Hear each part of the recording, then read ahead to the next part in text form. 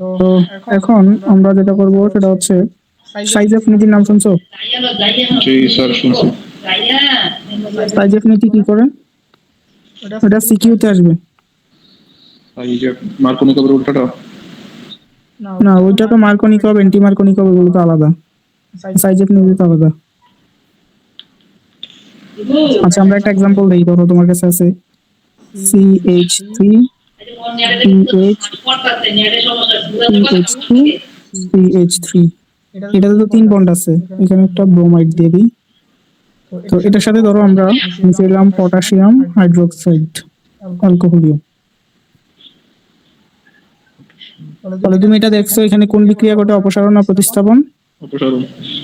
অপসারণ ঘটে। তো এখানে উৎপাদ একটা না, উৎপাদ হয় দুইটা। জি। তো এখন উৎপাদ দুইটা হওয়ার ক্ষেত্রে তোমার ডিপেন্ড করবে কার উপর? ডিপেন্ড করবে হচ্ছে নিউক্লিওফাইলের উপর। এখন ডিপেন্ড করবে হচ্ছে এখানে হাইড্রোজেনের উপর। হাইড্রোজেন কোনটা থেকে যাবে? হাইড্রোজেন কি এইটা থেকে যাবে নাকি এইটা থেকে যাবে? এটার উপর ডিপেন্ড করবে, তাই না? জি জি। এখন কার্বোক্যাটায়ন তোমার যখন তৈরি হবে, এটা ধরো আলফা কার্বন, এটা হচ্ছে বিটা কার্বন, তো তার পাশেরটাকেও তো বলে বিটা কার্বন। জি স্যার। যখন হাইড্রোজেন যাবে তখন সে দেখবে যে কোথায় হাইড্রোজেন কম আছে আর কোথায় হাইড্রোজেন বেশি। বেশি আছে। তো নরমালি যাওয়ার সময় যেখানে হাইড্রোজেন কম থাকে সেখান থেকে হাইড্রোজেনটা কি হয়? অপসারিত হয়। তাহলে প্রথম উৎপাদটা কি হচ্ছে? CH3 CH, তারপরে আবার এই যে এটা যেহেতু কম আছে এটা থেকে যাবে CH, আর এখানে হবে CH3। দুজনের দুইটা হাত ফাঁকা, এখানে একটা ডাবল বন্ড।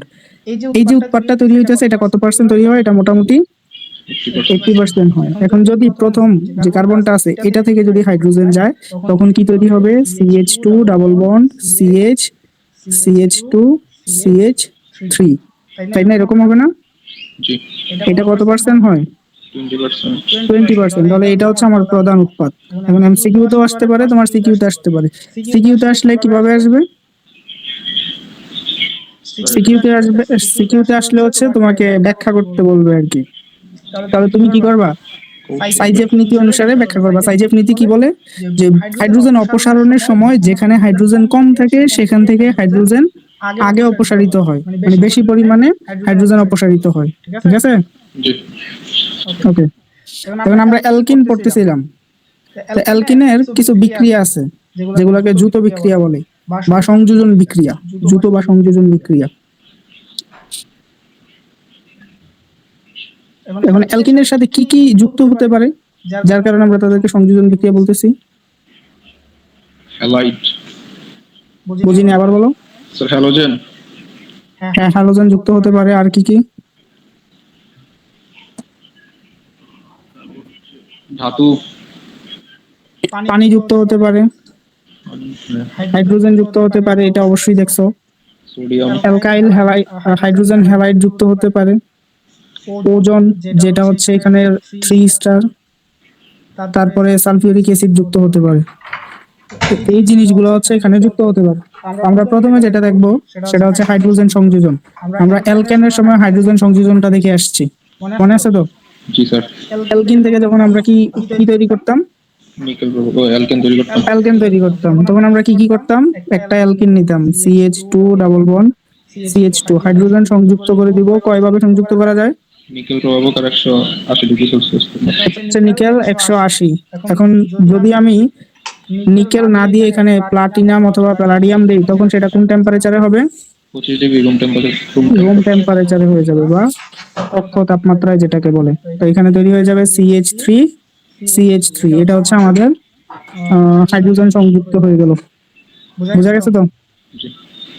এখন সেম প্রক্রিয়া আমি কি যুক্ত করতে পারবো? ব্রোমিন। বলো। হ্যালোজেন যুক্ত করতে পারবো। জি। এখন হ্যালোজেন যুক্ত করার ক্ষেত্রে এখানে যেহেতু সিমেট্রিক, কোনো সমস্যা নাই। সিমেট্রিকের ক্ষেত্রে তুমি একটা করে বন্ড ভাঙবা আর একটা করে হ্যালোজেন যুক্ত করে দিবা, মানে CH2 এখানে X আসবে, CH2 X আসবে। এখন সমস্যাটা হইছে তুমি এখানে হ্যালোজেনের জায়গায় কাকে কাকে দিতে পারবা? হ্যালোজেন তো অনেকগুলো আছে, তাই না? Bromine, iodine. আচ্ছা, ধরো ব্রোমিন দিলা আর হচ্ছে ক্লোরিন। নরমালি যে দুটো আমরা সবচেয়ে বেশি ব্যবহার করি, ব্রোমিন আর ক্লোরিন। এখন ফ্লোরিন কি দেওয়া যাবে? না। কেন দেওয়া যাবে না? তড়িৎ ঋণাত্মকতা বেশি আর এটার ছোট, কক্ষপথ অনেক ছোট হওয়ার কারণে। এটা হচ্ছে অধিক তাপ উৎপন্ন করে। বুঝা গেছে? ওকে। এখন বিক্রিয়া অধিক তাপ উৎপন্ন করলে কি সমস্যা হবে? বিস্ফোরণ ঘটতে পারে। ল্যাবরেটরিতে যদি বিস্ফোরণ ঘটে তাহলে ঝামেলা আছে। বুঝা গেছে? জি। ওকে। তো এই যে আমরা হ্যালোজেন যুক্ত করতেছি, অথবা আচ্ছা হ্যালোজেন যুক্ততে সমস্যা নাই, এটা যেহেতু প্রতিসম। এখন যদি তুমি হাইড্রোজেন হ্যালাইডের ক্ষেত্রে যাও, হাইড্রোজেন হ্যালাইড, এই যে এটার কথা বলতেছি, এটা কি প্রতিসম না অপ্রতিসম? অপ্রতিসম। অপ্রতিসম। কেন অপ্রতিসম? কারণ হাইড্রোজেনের তড়িৎ ঋণাত্মকতা কম আর হ্যালোজেনের বেশি। আর এটাকে যদি আমরা মাঝখান দিয়ে ভেঙে দিই, দুই পাশে দুই ধরনের জিনিস আছে, এই কারণে কি বলতেছি আমরা অপ্রতিসম। তো তুমি যখন অ্যালকিনের সাথে অপ্রতিসম এরকম হাইড্রোজেন হ্যালাইড যুক্ত করবা তখনই ঝামেলাটা লাগবে। বুঝা গেছে? জি। তো এদেরকে যুক্ত করার ক্ষেত্রে আমরা যেই নীতিটা ফলো করি, এই নীতির নাম হচ্ছে মার্কোনিকোভের নীতি। নাম শুনছো না? জি স্যার।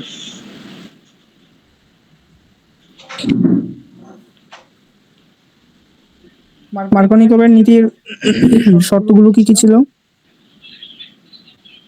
অপ্রতিসম অ্যালকিন। হ্যাঁ, অপ্রতিসম অ্যালকিন থাকতে হবে, আর কি থাকতে হবে? একটা অপ্রতিসম বিকারক থাকতে হবে। এই যে যাকে আমরা যুক্ত করতেছি এটা হচ্ছে একটা কি অপ্রতিসম বিকারক। বিকারক। আরেকটা হচ্ছে অপ্রতিসম, আরেকটা কি থাকতে হবে? কি? এই দুইটা জিনিস এখানে থাকতে হবে। যদি এরা থাকে তখন আমরা এই নীতিটা ফলো করতে পারবো। জি। একটা অপ্রতিসম অ্যালকিনের নাম বলো। অপ্রতিসম alkane. Butene 2 বিউট 2 CH2 double bond CH CH3। মানে মাঝখান দিয়ে বাংলা দুই পাশে দুই ধরনের অ্যাটমিক ম্যাচ চলে আসছে, এটা অপ্রতিসম। জি স্যার। তো এটার ক্ষেত্রে আমরা যুক্ত করতে পারি কাকে? HX। যুক্ত করার ক্ষেত্রে বলো তো এখন উৎপাদ কি কি হবে? CH3 CH, এখানে CH উপর একটা X, তারপর CH3। আচ্ছা, দুই ধরনের হতে পারে, আমরা দুইটাই লিখি। প্রথমটা হতে পারে এইখানে হাইড্রোজেন যুক্ত হবে, CH3 CH CH3, আর এখানে কি আসবে? হ্যালাইট। আর তারপরেরটা কি হতে পারে? CH3 CH2X X, হ্যাঁ। CH2 CH3। এখন কোনটা কত পার্সেন্ট হবে বলো? উপরেরটা বেশি 90%। এটা হবে 90% না, 99% হয় মার্কোনিকোভের। সরি, 90%। যখন আমরা ইয়ে করবো অ্যান্টি মার্কোনিকোভ তখন হচ্ছে 99%। 90% যাও, ওটা ছিল 80%, একটু মনে রাখো, এটা হচ্ছে 10%। ঠিক আছে? জি স্যার। এখন সেম জায়গায় আমি যদি হাইড্রোজেন হ্যালাইড না দিয়ে আমি দিয়ে দিতাম কি পানি, তাহলে কি হইতো? তাহলে হ্যালাইডের পরিবর্তে OH হাইড্রোক্সিল বসতো। তো এটার নাম কি হয়ে যেত তখন? তখন এটা অ্যালকোহল হয়ে যেত না? জি, অ্যালকোহল। তাহলে এটাতে অ্যালকোহলের একটা প্রস্তুতি হয়ে গেল। জি। বুঝছো? জি স্যার। আচ্ছা, তো এই যে প্রসেসটা, এটা কিন্তু সিকিউতে আসে মার্কোনিকোভের নীতির এটা। তো এটা ব্যাখ্যাটা কিভাবে দিবা যদি আসে? এটার ব্যাখ্যাটা দুইটা স্টেপে দিতে হবে। অথবা তোমাকে যদি বলে যে এই যে 90% আর 10% এই জিনিসটা কেন হইতেছে, তো ব্যাখ্যাটা দুই স্টেপে। বুঝি নাই, আবার বলো। স্যার স্থিতিশীলতার কারণে, কারণ প্রথমটা হচ্ছে 2 ডিগ্রি, আরেকটা হচ্ছে 1 ডিগ্রি। 1 ডিগ্রি হাইট, এই ব্যাখ্যাটা মূলত এটাই। তো তুমি লিখবা কিভাবে? লিখার ক্ষেত্রে আমাদেরকে কার্বোক্যাটায়ন কার্বনায়ন দেখাইতে হবে, ইলেকট্রোফাইল নিউক্লিওফাইলের ব্যাপারটা এখানে দেখাইতে হবে। প্রথমে আমাদের ছিল কি CH, যদি একটু ঘুরাই লিখি CH3 CH double bond CH2। তো যখন আমরা এটার বিক্রিয়া শুরু করব তখন কি হবে? এই যে মাঝখানের যে পাই বন্ড আছে একটা ভেঙে যাবে। জি। তো একটা পাই বন্ড ভেঙে গিয়ে ইলেকট্রন এদিক সেদিক করবে। যেহেতু আমাদের দুইটা প্রসেসই হতে পারে, নিচের আরেকটা প্রসেস আমরা দেখাই দিই, CH3 CH double bond CH2। একবার ইলেকট্রন যাবে কোন দিকে? এই দিকে। আরেকবার ইলেকট্রন যাবে কোন দিকে? বাম দিকে। ঠিক আছে? তো ইলেকট্রন যেদিকে যাবে সেটা পজিটিভ হবে না নেগেটিভ হবে? নেগেটিভ। নেগেটিভ হবে। তাহলে CH2 টা হবে নেগেটিভ, আর এটা হবে কি পজিটিভ। পজিটিভ। তো এটা কয় ডিগ্রি কার্বোক্যাটায়ন হয়ে গেছে? 1 ডিগ্রি, সরি 2 ডিগ্রি। 2 ডিগ্রি। আর এটার ক্ষেত্রে কয় ডিগ্রি হবে? 1 ডিগ্রি। 1 ডিগ্রি, কারণ হচ্ছে এটার 1 নাম্বার কার্বনে কি চলে যাবে? ক্যাটায়ন চলে যাবে। এটা হয়ে যাবে CH2+। এইখানেই হচ্ছে যত ঝামেলাটা। তো আমরা জানি যে স্থায়িত্বের ক্ষেত্রে কি হয়, 3 ডিগ্রি আগে, তারপরে 2 ডিগ্রি, তারপর হচ্ছে 1 ডিগ্রি। 1 ডিগ্রি। এটা হচ্ছে স্থায়িত্বের ক্রম। এই স্থায়িত্বের কারণে যখন আমাদের ইলেকট্রোফাইলটা আসে, ইলেকট্রোফাইল আর নিউক্লিওফাইল, তো ইলেকট্রোফাইল কোনটা ছিল, যে হচ্ছে ইলেকট্রনের প্রতি আকৃষ্ট হয়, আর নিউক্লিওফাইল কোনটা, নিউক্লিয়াসের প্রতি মানে ইয়ার প্রতি। মানে হচ্ছে পজিটিভ পজিটিভ দিকে যে আকৃষ্ট হয়, সেটা হচ্ছে আমার নিউক্লিওফাইল। তো এখানে H+টা কি,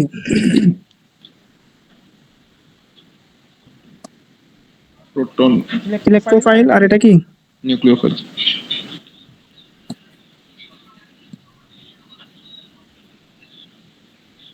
এটা হচ্ছে নিউক্লিওফাইল।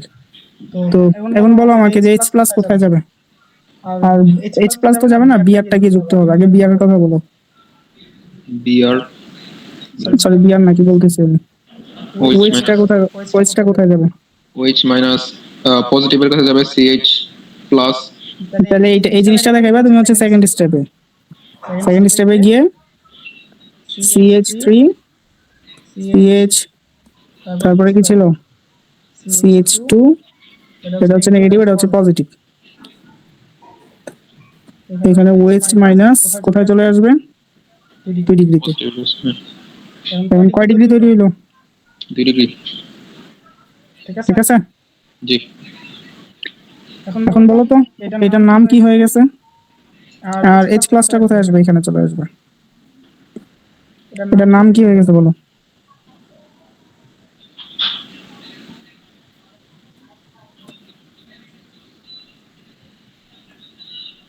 Probe to all. আরেকটা নাম আছে,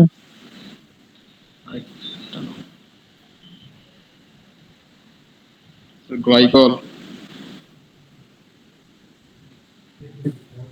না, আচ্ছা যেটা বলছো ওটার মধ্যেই থাকো। এটার নাম কি বলো, CH3 CH CH, এটার নাম কি বলো, 2 ব্রোমোইথেন প্রোপেন। হ্যাঁ ঠিক আছে। আর এখন যদি 1 ডিগ্রির ক্ষেত্রে যাই, এটাতে কি তৈরি হবে, যদি আমরা এখানে ব্রোমিন দিই, ব্রোমিন দিলে 1 ব্রোমোপ্রোপেন। হ্যাঁ 10% আর হচ্ছে 90%। আর নিচে সুন্দর করে লিখে দিবা যে কোনটার স্থায়িত্ব বেশি আর কোনটার স্থায়িত্ব কম, ঠিক আছে। এটা কিন্তু এমসিকিউ তে অনেক বেশি আসে। এখন আমাকে বলো যে মার্কোনিকোভের নীতির মূল ভিত্তি কি, স্থিতিশীলতা, স্থায়িত্ব। কার্বোক্যাটায়নের স্থিতিশীলতা, এটাকে বলা হয় মার্কোনিকোভের নীতির মূলনীতি। ওকে, জি। আচ্ছা। তাহলে আমরা এখানে কয়টা নীতি দেখলাম, 2টা সাইজে। 2টা।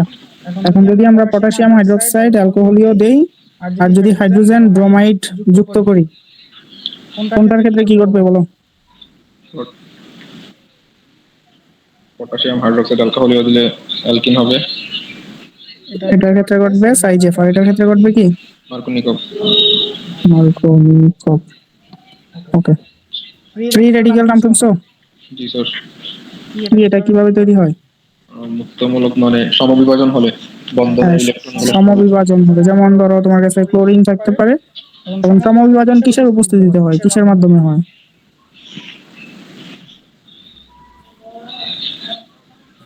তড়িৎ-ঋণাত্মকতার কারণে। সেটা হচ্ছে তাপের কারণে অথবা সূর্যালোকের কারণে হতে পারে। সূর্যালোকের মধ্যে ফ্রি রেডিক্যাল বেশিরভাগ তৈরি হয়। তো এই হচ্ছে ক্লোরিন, তাদের মাঝখানে কি থাকবে, একটা বন্ড থাকে, বন্ডে কয়টা ইলেকট্রন থাকে, 2টা। তো 2টা ইলেকট্রনের সমবিভাজন, মানে ও একটা নিয়ে যাবে, ও একটা নিয়ে যাবে, নিয়ে গেলে এই ক্লোরিন, আরেকটা হচ্ছে কি এই ক্লোরিন। তো এদেরকে বলা হচ্ছে ফ্রি রেডিক্যাল। ব্রোমিনের হতে পারে, হাইড্রোজেন ব্রোমাইডেরও হতে পারে। এবং এই হোমোলাইসিস বিভাজনটা যে হইতেছে, এটা অবশ্যই সূর্যালোকের উপস্থিতিতে হবে, ঠিক আছে। জি।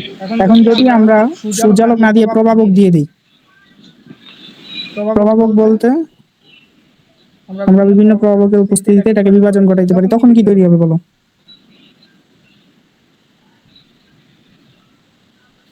তখন ফ্রি রেডিক্যাল H হাইড্রোজেন আর হচ্ছে ব্রোমিন। তখন তৈরি হবে H+ আর হচ্ছে কি ব্রোমিন। Br-। তো এই যে H+ তৈরি হইতেছে, এটাকে আমরা কি বলতেছি, ইলেকট্রোফাইল। আর বি আর মাইনাস কে কি বলতেছে? স্যার প্রভাবকের উপস্থিতি কি ক্লোরিন মানে প্লাস হতে পারে? হুম। মানে ক্লোরিন অণু থেকে একটা ক্লোরিন পজিটিভ আর একটা ক্লোরিন নেগেটিভ এরকম হতে পারে? না না না, ওইটা তো শুধুমাত্র তোমার ইয়ের জন্য, কি বলে এটাকে, ফ্রি রেডিক্যালের জন্য। যেগুলা ক্লোরিন তো সবসময় কি হয়, নেগেটিভ। মাইনাস হয় অথবা কি হবে, নিষ্ক্রিয় হবে। হ্যাঁ। কিন্তু সেটা তো হবে না। এরকম অপ্রতিসম যারা আছে এদের ক্ষেত্রে দিতে পারো পজিটিভ নেগেটিভ। এটাকে আমরা কি নামে ডাকতেছি, এইচ প্লাস কে? ইলেকট্রোফাইল। আর ওইটাকে নিউক্লিওফাইল। নিউক্লিওফাইল। ওকে, এখন যেটা বলতেছিলাম যে সবচেয়ে গুরুত্বপূর্ণ অংশ, ওজনীকরণ বিক্রিয়া, নাম শুনছো না? জি স্যার। যেটাতে O3 বা ওজন লাগবে। আর কি কি লাগবে? পানি। অ্যালকিন লাগবে। অ্যালকিনের সাথেই তো আমরা করাবো। এখন অ্যালকিন এটার ক্ষেত্রে সিমেট্রিকও হতে পারে আবার অ্যাসিমেট্রিকও হতে পারে, কোনো সমস্যা নাই। 2 নাম্বার হচ্ছে ওজন লাগবে। আর কি কি লাগবে? যখন আমরা অ্যালকেন পড়াইতেছিলাম, অ্যালকেনের কিছু বিক্রিয়া ছিল, সূর্যালোকের উপস্থিতিতে ক্লোরিনের সাথে বিক্রিয়া করে 4 নাম্বার স্টেপে কি তৈরি করছিল?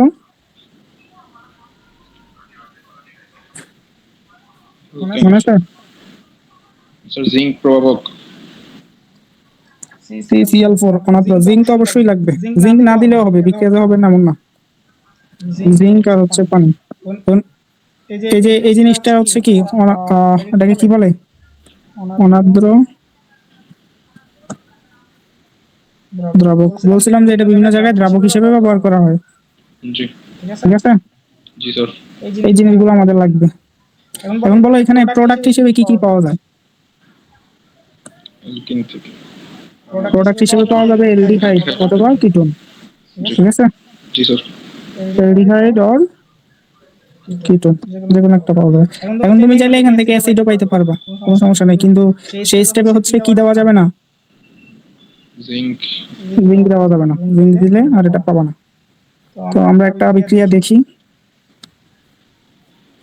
ধরো তোমার কাছে একটা প্রতিসম অ্যালকিন দেওয়া আছে, CH2 ডাবল বন্ড CH2, তার সাথে যুক্ত হবে কে, O3। আমরা প্রভাবক হিসেবে ব্যবহার করব অনাদ্র CCl4। ব্যবহার করার ফলে আমাদের যে এখানে পাই বন্ড আছে, একটা পাই বন্ড ভেঙে যাবে। পাই বন্ড যে দুটো আছে, একটা হচ্ছে CH2, একটা ভেঙে এখানে একটা অক্সিজেনের সাথে কি তৈরি করবে, বন্ড তৈরি করলো। ঠিক আছে, জি। এখন তাদের আরো কয়টা হাত ফাঁকা আছে, এদিকে একটা এদিকে একটা। জি স্যার। বুঝছো তো? জি। তো এই দুটা হাত একসাথে ছিল, এই দুটা বন্ড আবার ভেঙে, সিগমা বন্ধনটাও ভেঙে যাবে। হ্যাঁ, এরকম একটা সবসময় গড়ের মতো তৈরি করবে। ঠিক আছে, জি। এখন যদি সেটা অ্যালকাইন হইতো তখন মাঝখানে আরেকটা বন্ড থেকে যাইতো, যে এখানে সিগমা বন্ধনটা জি হচ্ছে। অ্যালকাইনের ক্ষেত্রে এখানে একটা থেকে যাইতো, অ্যালকিনের ক্ষেত্রে থাকে না। ভাঙার পর কি হবে, এই যে অংশটা আছে এই অংশটা আলাদা হবে, আর এই যে অংশটা আছে এটাও কি হবে, আলাদা হবে। পরীক্ষায় ভাবি দেখাইবা। পরের স্টেপে আমরা যখন জিঙ্ক দিব, তার সাথে জিঙ্ক দিলে এই জিঙ্ক কাকে নিয়ে যাবে, এই যে উপরের যে অক্সিজেনটা আছে এটাকে নিয়ে চলে যাবে সে। তো অক্সিজেনটা নিয়ে গেলে এখানে তৈরি হবে কি, জিঙ্ক অক্সাইড প্লাস। এবার এই যে এই পোর্শনটা আছে, এই পোর্শনটার দিকে তাকাও, এইখান থেকে কি তৈরি হওয়া পসিবল, মিথানের। HCHO। আবার এই পাশেও একটা আছে, দেখছো? জি। তো ওইখান থেকেও আরেকটা কি তৈরি হবে, HCHO। ঠিক আছে। জি স্যার। তার পাশাপাশি পানি থেকে যাবে, এগুলো না বাই প্রোডাক্ট না দেখালেও সমস্যা নেই। আমার দরকার হচ্ছে মেইন প্রোডাক্ট যেগুলো, সেগুলো দেখানো। দিও না, এটা তৈরি হয়ে গেছে, কোনো সমস্যা নেই। এখন যদি যদি আমরা জিঙ্ক ব্যবহার না করতাম তাহলে কি হতো, তাহলে কার্বক্সিলিক অ্যাসিড। তখন হচ্ছে এই যে অক্সিজেনটা আছে, অক্সিজেনটা গিয়ে এটাকে আবার জারিত করে ফেলতো। ঠিক আছে, জি। জারিত করে অ্যাসিড তৈরি করে ফেলতো। কিন্তু ওই পর্যন্ত আমাদের দরকার লাগে না, আমরা সবসময় জিঙ্ক ব্যবহার করে এটাকে এই পর্যন্ত আটকাই দিই। তো মাঝখানে যে ঘরের মতো যৌগটা তৈরি হলো, যৌগটা হচ্ছে অস্থায়ী যৌগ, এটা স্থায়ী না। আর এটার নাম কি, সিগমা কমপ্লেক্স। ওজোনাইড যৌগ। ঠিক আছে, জি।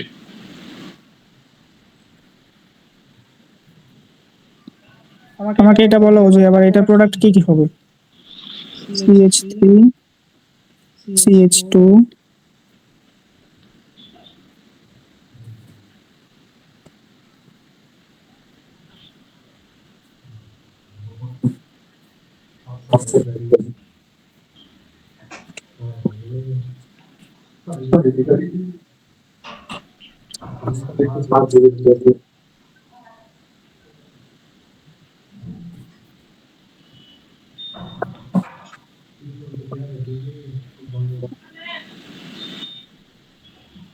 কি কি তৈরি হবে? স্যার একটা অ্যালডিহাইড আর একটা কিটোন। একটা কত কার্বনের? অ্যালডিহাইড এক কার্বনের মানে মিথানল, আর কিটোন হচ্ছে 3 কার্বন, 4 কার্বন, 4 কার্বনের। হ্যাঁ, মানে হচ্ছে CH3। CH3 CH2 CO তারপর CH3। ঠিক আছে, এখন ধরো কোশ্চেনটা তোমাকে এইভাবে করছে, C4H8, এটা থেকে দুইটা তৈরি হবে, একটা হচ্ছে 1 কার্বন বিশিষ্ট CHO, আরেকটা তৈরি হবে 3 কার্বন বিশিষ্ট কিটোন। এখন আমাকে বলো কিটোনের সর্বনিম্ন কার্বন সংখ্যা কয়টা থাকে? কিটোনে দুইটা। তিনটা। স্যার তিনটা তিনটা দুই কার্বনে কখনো কিটোন হয়? হয় না দুই তো, কার্বন অ্যালডিহাইড। 3 কার্বন লাগে কিটোন হওয়ার জন্য। ঠিক আছে, এই কারণে কিটোন যখন বলছি 4 কার্বন যেহেতু, তো 3 কার্বন অবশ্যই কিটোনে দেওয়া লাগবে যদি আমি কিটোনের কথা বলি। এখন তুমি কি করবা, এটা থেকে এই কন্ডিশন থেকে তৈরি করতে হবে। তো এক্ষেত্রে তৈরি করার জন্য আমরা কি করব? আমরা আগে বিক্রিয়কটাকে সাজাইতে হবে, তো বিক্রিয়কের উপর ডিপেন্ড করেই তো এই জিনিসটা হবে না। জি। তো একটু আগেই তুমি এটা করছো 4 কার্বনের দিছিলাম না 5 কার্বনের দিছিলাম এটা। জি। তো ওইভাবে যদি সাজাইতে যাই আমার কি করতে হবে, প্রথমে চেইন সাজাইতে হবে। এখন কিটোন সাজানোর জন্য কি শাখা শিকল দেওয়ার দরকার আছে না নাই? কিটোনের জন্য নাই। শাখা শিকল দেওয়ার দরকার আছে না নাই কিটোন তৈরি করার জন্য? নাই স্যার। দরকার নাই। আমি 4টা কিভাবে দিয়ে দিব? জি, দেওয়া যায়। 4টা দিলে কেমন হয় বলো? কিটোন হবে? লাস্টের মধ্যে যদি দ্বিবন্ধন দেই। হ্যাঁ, তো দিলে তো এইখানে তো অ্যালডিহাইড হইলো। আরেকটা তো কি? এখানে তো 4 কার্বন বলছে।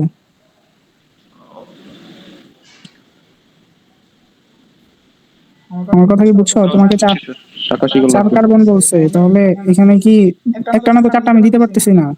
হ্যাঁ। তাহলে 1টা 2টা 3টা দিতে পারলাম, আরেকটা কই দিতে হবে? একটা শিকল বানাইতে হবে যেহেতু কিটোন আছে, কারণ কিটোনের মুখটা এরকম থাকে। জি। এখানে আরেকটা কার্বন দিয়ে দিলাম। এখন বলো দ্বিবন্ধন কোথায় দিবা? দ্বিবন্ধন ওই যে উপরের কার্বনটাতে। উপরের এটাতে? শাখা শিকলে। হ্যাঁ। আচ্ছা, এটাতে না দিয়ে যদি অন্য কোনো কার্বনে দিই হবে? জি ধরো হবে। এখানে দিলাম সি ডাবল বন্ড সি, এটাতে দিলে হবে না? জি হবে। হবে, তাহলে এটা দিয়েও করো এটা দিয়েও করো, দেখো কোনটা দিয়ে কি আসে, সেমই তো আসবে। জি। একই করে দিই। ঘুরে ফিরে একটু এদিকে এসে আর কি, 1 কার্বন বেশি হলে একটু পার্থক্য আসতো। জি। তো এটা দিয়ে আসবে কি কি? মিথানল আর কিটোন প্রোপানন। COCH3, আরেকটা হচ্ছে HCHO। বুঝা গেছে? জি স্যার।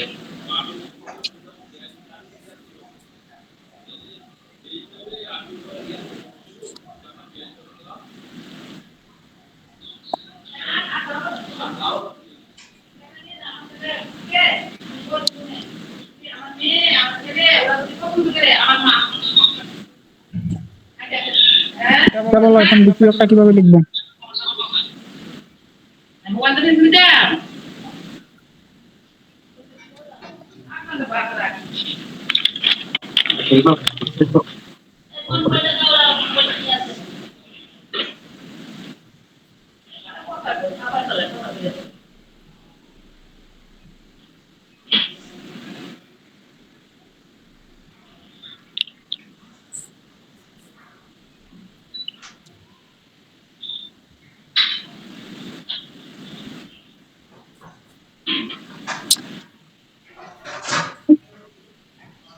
স্যার 2 মিথাইল 2 ইন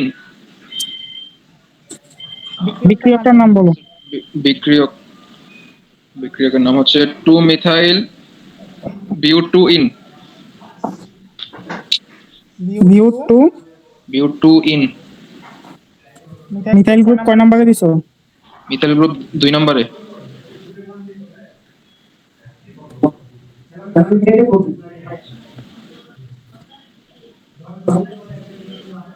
দুই তিন চার মাঝখানে একদম মাঝখানে হচ্ছে ডাবল বন্ড। যে এখানে দিছো। জি। ওকে এখানে দিছো, ঠিক আছে। এটা হয়ে যাবে H, এটা হয়ে যাবে CH3। এটা দিলে 3 কার্বনের মতন হয়ে যাবে।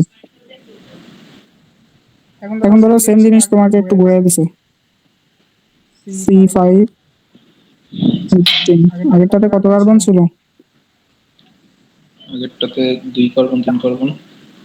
2 কার্বনের অ্যালডিহাইড, তাই তো? জি। আচ্ছা এটাতে এটা না দিয়ে দাও, C6H12। 3 কার্বনের অ্যালডিহাইড আর হচ্ছে 4 কার্বনের কিটোন। এটা বলো।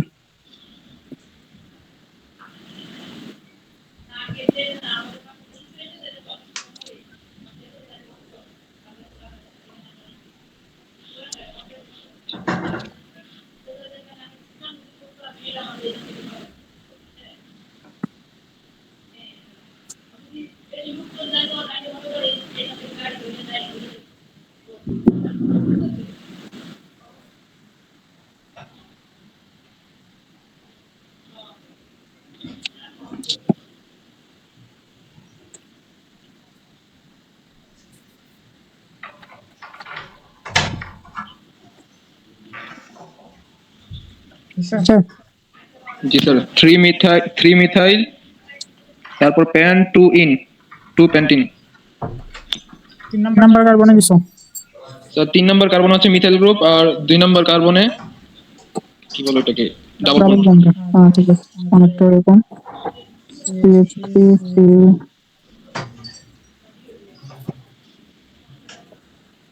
এটা। জি।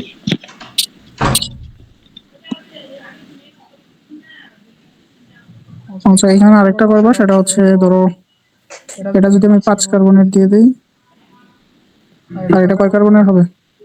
কার্বনের। 1 কার্বনের CH। এটা করবো তুমি।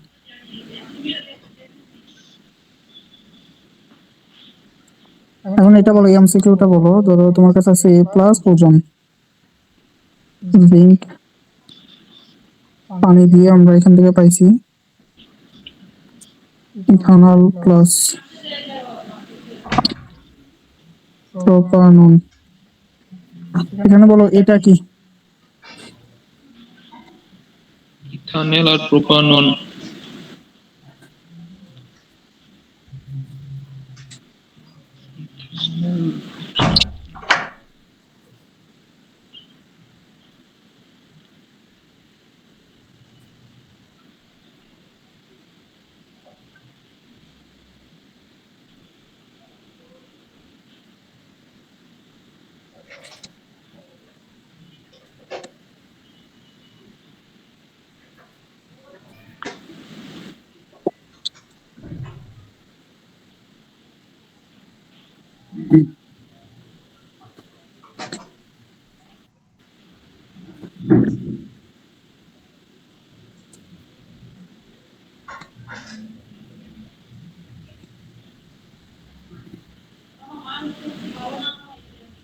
আচ্ছা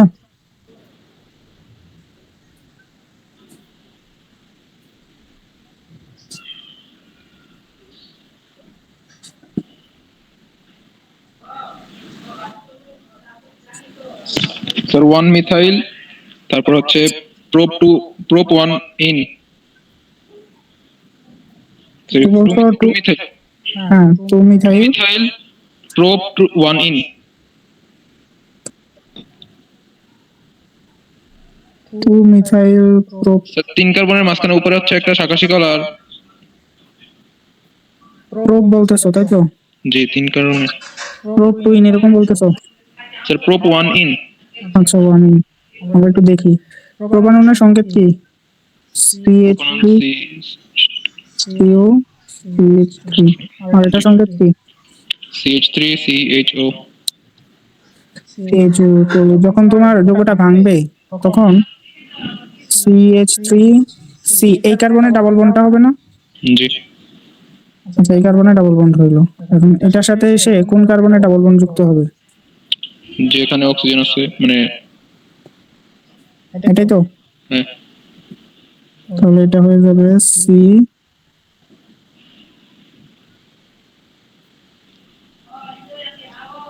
এখন দেখো তো কি হলো এটা।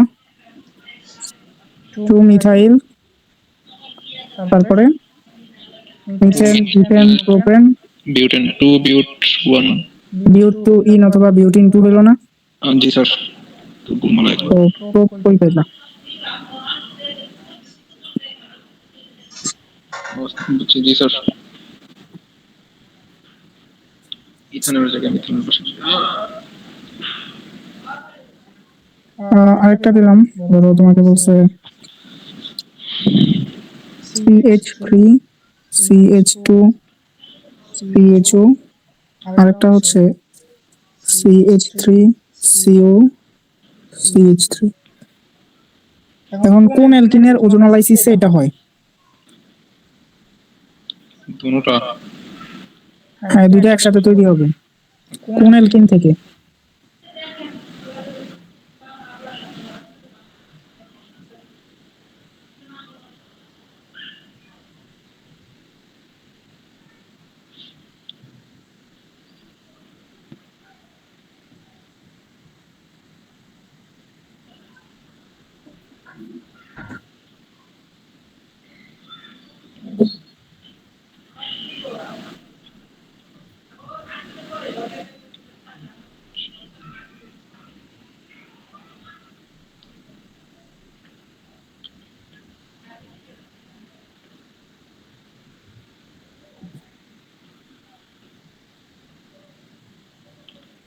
স্যার 2 মিথাইল প্যান 2 ইন, পাঁচটা carbon 2 in. Two methyl paint two in বা পেন্টিন টু, ঠিক আছে। জি 2 পেন্ট। তুমি টলেন বিকারক করছো? বুঝিনি স্যার। টলেন বিকারক না স্যার। টলেন বিকারক করো না, একসাথে এমসিকিউ তো করা যাবে না। এখন আসো, আমরা লাস্ট ওয়ান সংযোজন এতক্ষণ পর্যন্ত ওজন সংযোজন পর্যন্ত বসছি। আরেকটা বলছিলাম লাস্টে H2SO4। এখন বলো H2SO4 যদি আমি অ্যালকিনের সাথে সংযুক্ত করি কি তৈরি হতে পারে? কি হওয়ার পসিবিলিটি আছে? CH3 CH2 তারপর হচ্ছে HSO4। H2SO4 কে ভাঙো। এটা তো সিমেট্রিক, এটাতে ঝামেলা নাই, তুমি যে কোনো দিক দিয়েই সংযুক্ত করতে পারবা, কিন্তু এটাতে অ্যাসিমেট্রিক। জি ঠিক আছে, এটাতে অ্যাসিমেট্রিক। তো এটা অ্যাসিমেট্রিক হলে কি করতে হবে? স্যার এটা ভাঙতে হচ্ছে, HSO4H এভাবে বুঝি নাই। H মানে H তারপর হচ্ছে SO4H। যখন ভাঙবা এটাকে তখন হচ্ছে ওটাকে সামনে নিয়ে আসবা, OSO3, তারপরে কি তারপরে H। কারণ হচ্ছে ওটা গিয়েই হচ্ছে রিঅ্যাকশন ঘটাবে, কারণ এটা থেকে কে আলাদা হয়ে যাবে? হাইড্রোজেন। হাইড্রোজেন আলাদা হয়ে যাবে, তো এটা প্লাস হিসেবে আলাদা হবে, আর এটা কি মাইনাস হিসেবে আলাদা হবে। এই কারণে অক্সিজেনটাকে সামনে রাখবা। তো এইখানে তোমার CH2, এইখানে কাকে নিয়ে আসবা? একটারে কাকে নিয়ে আসবা? একটাতে হাইড্রোজেন আরেকটাতে একটা হচ্ছে হচ্ছে হাইড্রোজেন। SO3H। ঠিক আছে। জি উম, এখন এখন আমাকে বলো, নেক্সট প্রসেসে এটা তো আর বিক্রিয়ার ভিতরে থাকবে না, এটাকে সরাইতে হলে কি করতে হবে? আবার H2SO4। এটা হচ্ছে ইয়েতে পড়ছিলাম, অ্যালকেনে পড়ছিলাম যে লাস্টে H2SO4 কে সরাইতে হলে কি দিতে হবে? একটা হাইড্রোজেন লাগবে, একটা হাইড্রোজেন এখান থেকে। পানি দিতে হবে, পানি। এটা ইয়েতেও পড়ছিল অ্যালকেনে। জি স্যার। পানি দিলে অ্যালকেনে না, লাস্টে অ্যালকিনে পড়াইছিলাম, অ্যালকিনে গত ক্লাসে লাস্টের দিকে পড়াইছিলাম। সালফিউরিক অ্যাসিডের সাথে যখন রিঅ্যাকশন ঘটায়।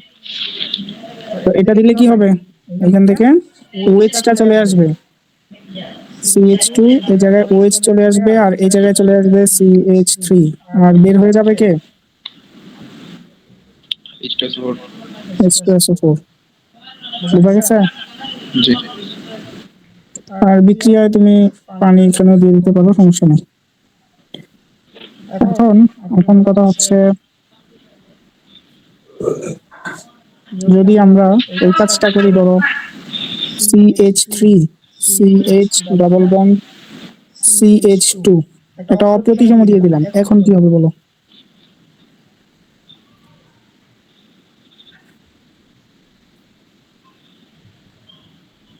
প্রতিসম।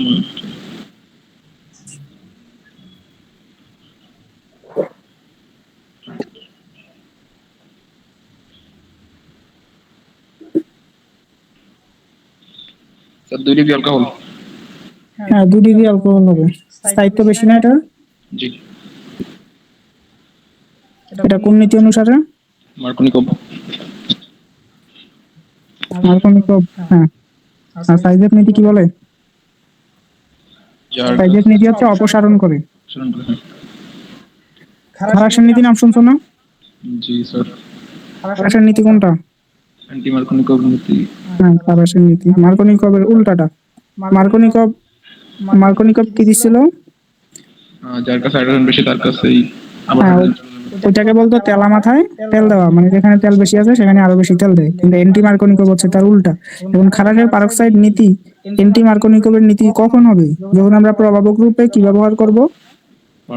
H2O2, ঠিক আছে, হাইড্রোজেন পারক্সাইড, অথবা জৈব পারক্সাইডও ব্যবহার করতে পারো, যেটা ROOR, জৈব পারক্সাইড। ক্লিয়ার? জি স্যার।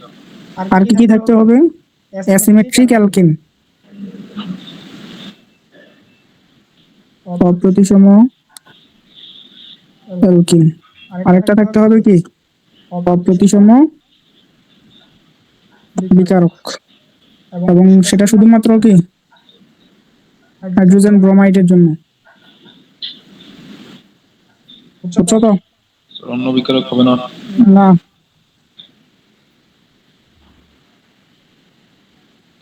এই বিক্রিয়ায় শুধুমাত্র হাইড্রোজেন ব্রোমাইডই দিবা। দেখছো? জি। তো আমরা একটা বিক্রিয়া দেখি, CH3 CH, তারপরে হচ্ছে CH2 ডাবল বন্ড, কি দিয়ে দিলাম? Hydrogen bromide. তার আগে বলো, যখন আমরা মার্কনিকভের নীতিটা পড়ছিলাম এখানে কোন বিকারক দিছিলাম? অপ্রতিসম অ্যালকিন, সরি অপ্রতিসম বিকারক যে কোনো, মানে একটা অপ্রতিসম বিকারক দিছিলাম, ঠিক আছে, আর অন্য কিছু দিছিলাম? অন্য কিছু না।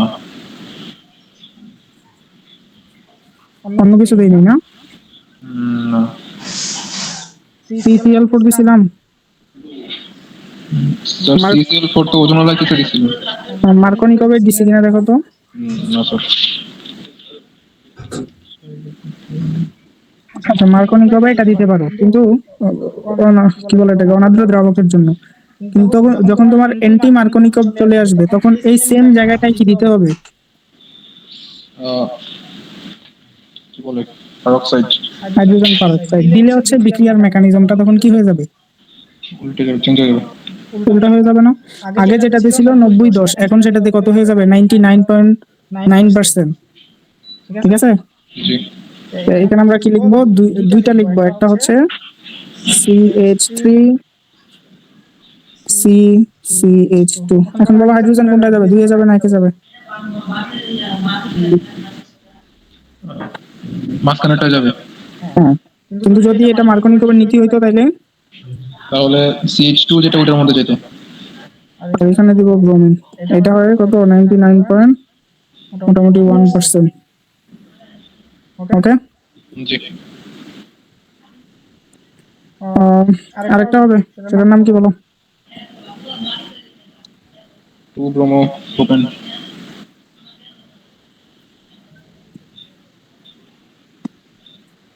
এটা কয় পার্সেন্ট হবে তাহলে?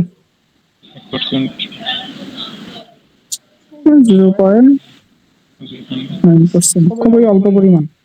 জি বুঝা গেছে? জি স্যার। ক্লাস 9-10-এ তোমাদের সিকিউতে খুব একটা বিখ্যাত টপিক ছিল যে অ্যালকিনের শনাক্তিকরণ, মনে আছে না?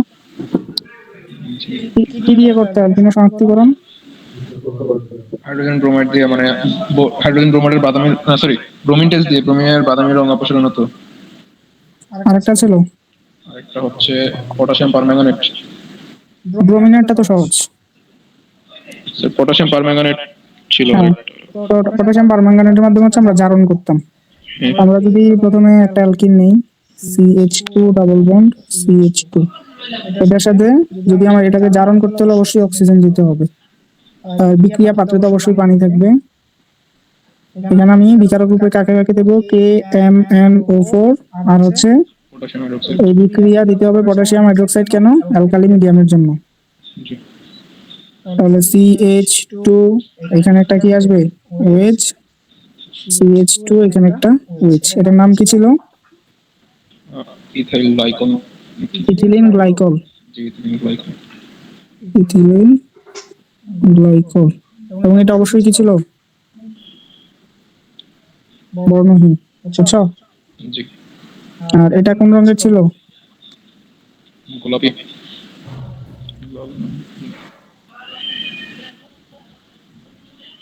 এই পরীক্ষাটার নাম কি ছিল? জোট বিক্রিয়া।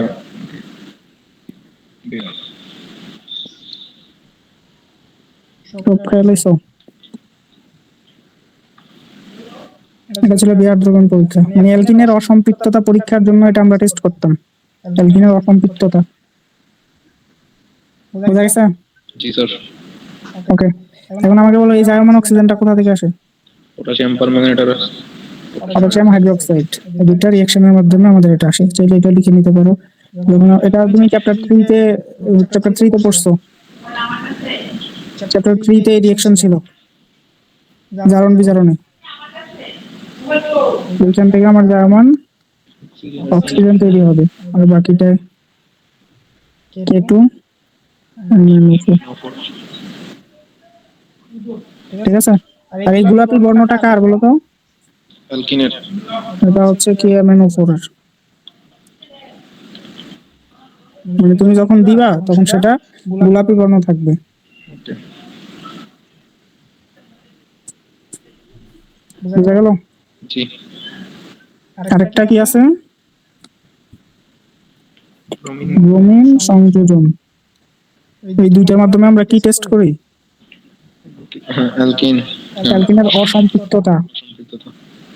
ঠিক আছে? ব্রোমিন কোন বর্ণের হয়? বাদামি বর্ণের। গাঢ় লাল।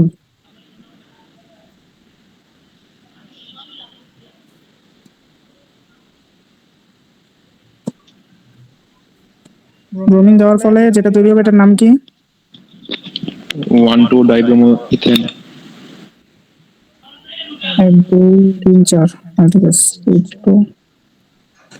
1 2 ডাইব্রোমো ইথেন। ইথেন। এটা কি বর্ণহীন না বর্ণযুক্ত, না কোন কালারের হয়? বর্ণহীন। বর্ণহীন, অবশ্যই। তো এগুলোর মাধ্যমে হচ্ছে আমরা এটা পরীক্ষা করতে পারি। অ্যালকিনের আরো কিছু বিক্রিয়া আছে, সেটা হচ্ছে পলিথিন তৈরি। এটাও ক্লাস 9-10-এ ছিল, পলিমারাইজেশন রিঅ্যাকশন, মনে আছে? জি স্যার। ফেরাস প্রভাবক হচ্ছে 400 থেকে 500 ডিগ্রি সেলসিয়াস। এটা তো মুখস্থ থাকার কথা। 100 অথবা 200 ডিগ্রি সেলসিয়াস তাপমাত্রায় আমরা 1000 atm অ্যাটমসফিয়ারিক প্রেসার দিতাম অক্সিজেন প্রভাবকের উপস্থিতিতে। ফেরাস ওইটা তো তুমি পড়ছিলা, ওই যে কি বলে এটাকে, না ওই যে একটা ছিল না, আরে ইকুইলিব্রিয়াম, ওটা ব্যাখ্যা করছিল কে জানো? নামটা মনে আসতেছে না। লাশাতুলিয়া নীতি। হ্যাঁ, লাফাতুলিয়ার নীতির। ওইখানে তুমি ফেরাসের দিয়ে অ্যামোনিয়ামটা পড়ছিলা, ওকে। CH2 CH2। তো এখানে কত সংখ্যক দিবা? এন সংখ্যক। অসংখ্য দিতে হবে। কারণ আমরা এন দেখাই পলিমারাইজেশন রিঅ্যাকশন, পলিথিন যেটা দিয়ে তৈরি হয়। এটা দিয়ে আবার তুমি হাই ডেনসিটি লো ডেনসিটি অনেক কিছু বানাইতে পারবা। হাই ডেনসিটি লো ডেনসিটির উপর অনেক কিছু ডিপেন্ড করে যে তুমি কি সেটাকে আবার রিইউজ করতে পারবা নাকি রিইউজ করতে পারবা না, সেটা প্লাস্টিসিটি বাড়বে নাকি কমবে, এটার ভিতরে তোমার ক্রিস্টালাইন অ্যামরফাসনেস এরিয়া কিরকম হবে, সবকিছু হচ্ছে এটার উপর ডিপেন্ড করবে। এটার উপর ডিপেন্ড করবে বলতে তুমি টেম্পারেচার আর প্রেসার কেমন দিতেছো। ধরো এটা তৈরি করতে গিয়ে তুমি দুইটাতেই প্রথমে ইনিশিয়াল টেম্পারেচার 200 ডিগ্রি দিছো, ঠিক আছে, কিন্তু এটা তৈরি করার ফলে, ছাঁচ তৈরি করার ফলে হঠাৎ করে ধরো এটাকে নামায় আনছো 80 ডিগ্রিতে একবার, আরেকটাকে নামায় আনছো ধরো 150 ডিগ্রিতে। এখন কোনটা তাড়াতাড়ি ঠান্ডা হবে? 80 ডিগ্রিটা। 80 ডিগ্রিটা তাড়াতাড়ি ঠান্ডা হয়ে যাবে না? জি। তো এটা এই কারণে হয়ে যায় লো ডেন্সিটি পলিইথাইলিন, আর এটা হয়ে যায় হাই ডেন্সিটি। তো হাই ডেন্সিটি যেটা আছে এটা হচ্ছে তোমার ওই যে বুলেট প্রুফ বেস্ট, মানে আমরা যেগুলো আর্মির পোশাক আছে ওইখানে ব্যবহার করি। আর এটা সব জায়গায় ব্যবহার করা যায় না, এটা হচ্ছে আমরা বাজারের যে পলিথিন আছে ওই জায়গায় এগুলো ব্যবহার করি। বুঝা গেছে? জি। এটার উপর ডিপেন্ড করে অনেক কিছু বানানো যায় আর কি। তো তুমি এইখান থেকে এত কিছু জানা লাগবে না, জাস্ট হচ্ছে রিয়াকশনটা কিভাবে হয় এটা জানলেই হবে, ঠিক আছে? টেম্পারেচার অ্যাটমসফিয়ার তুমি 1000-এর বেশিও দিতে পারো, 1000-এর কম দিও না। ধরো 1000, 1200, 1500 যেরকম দিতে পারো। এটিএম ওর 910-এ 1000 ছিল। আর তুমি এটা কিভাবে লিখবা? এটা তো মনোমার, আর পলিমারটা CH2 একটা বন্ড, তারপর হ্যাঁ, CH2 দুই পাশে। এই মাঝখানের বন্ডটা খুলে যাবে আর কি, এটাই, জি। ঠিক আছে? জি স্যার। পলিস্টার নাম শুনছো? না স্যার। নাম শোনো নাই? পলিস্টার, শুনছি স্যার, কিন্তু পলিস্টারের সুতা দেখো নাই? জি স্যার দেখছি, খসখসা। তারপরে পিভিসি নাম শুনছো না? জি। পাইপ। Polyvinyl chloride. তারপরে পলিস্টাইরিন নাম শুনছো? না, এটা শুনছি। পলিস্টাইরিন নাম শোনো নাই? এটা তো দেখছো অবশ্যই। এটার নাম কি? বেনজিন। বেনজিন। এটার সাথে যদি আমি এখন অ্যালকিন যুক্ত করে দিই তখন কি হবে? বেনজিন তো নিশ্চয়ই। বেনজিন নিষ্ক্রিয় হলে আর বিক্রিয়া করবো কেমনে? বিক্রিয়া করানোর জন্য কিছু লাগবে, ড্রাই অ্যালুমিনিয়াম ক্লোরাইড। এটা দিলে সে অবশ্যই বিক্রিয়া করবে। প্রথমে কি হবে? একটা। এইখানের এই যে বন্ড, এটা ভেঙে যাবে, ঠিক আছে? জি। একটা বন্ড ভাঙবে, ভাঙার ফলে এই কার্বনটা এসে কোথায় যুক্ত হবে? এই কার্বনে। কার্বনে যুক্ত হওয়ার ফলে কি তৈরি হবে? CH2 CH3। এটার নাম কি? গাইলিন। Ethyl benzene.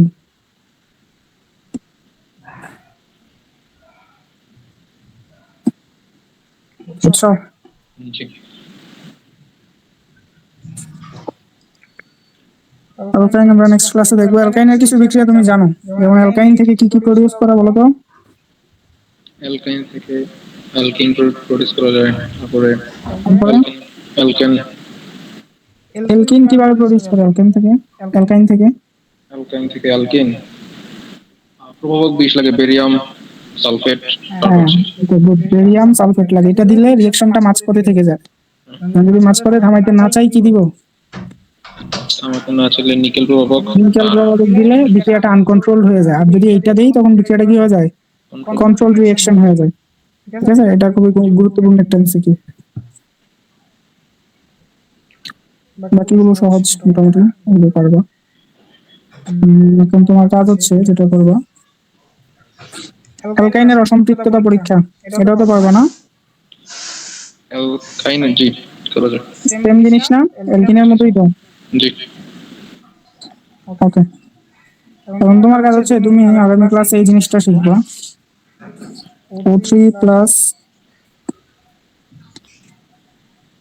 অ্যালকাইন, এটা দিলে কি হয়? অ্যালকাইনের ওজোনালাইসিস। নিজে নিজে ট্রাই করবা, ঠিক আছে? জি স্যার। আরেকটা জিনিস ট্রাই করবা, সেটা হচ্ছে উম,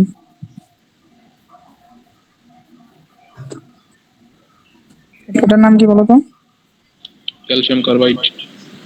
এটা থেকে জৈব অ্যাসিড বানানো যায় কিনা, এটা দুটা বাড়ি করছে। জৈব অ্যাসিড, ঠিক আছে।